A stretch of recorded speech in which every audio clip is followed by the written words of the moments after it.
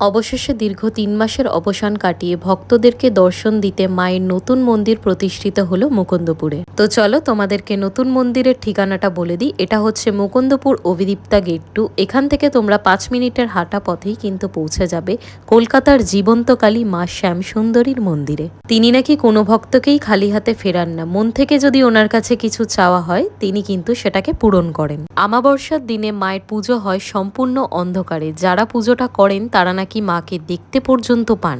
মা যে সত্যি জীবন্ত সেটা কিন্তু মা নিজেই প্রমাণ করে দিল। তার নিজের বাসস্থান তিনি নিজেই ঠিক করলেন, তাও আবার মুকুন্দপুরে। আর এই রিলেটেড লং ব্লগ কিন্তু অলরেডি আমার চ্যানেলে পোস্টেড আছে। যারা দেখতে চাও আমার নামের নিচে লিংক দেওয়া আছে, তোমরা গিয়ে চেক আউট করতে পারো।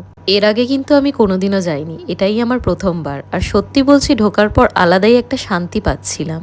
আগামী 28শে মার্চ ওখানে বড় করে পুজো হবে, আমিও ওখানে উপস্থিত থাকবো। তোমরাও চাইলে আসতে পারো। আর ভিডিওটা যদি ভালো লেগে থাকে চ্যানেলটাকে সাবস্ক্রাইব করতে ভুলো না। দেখা হচ্ছে নেক্সট কোনো ভ্লগে। Till then by.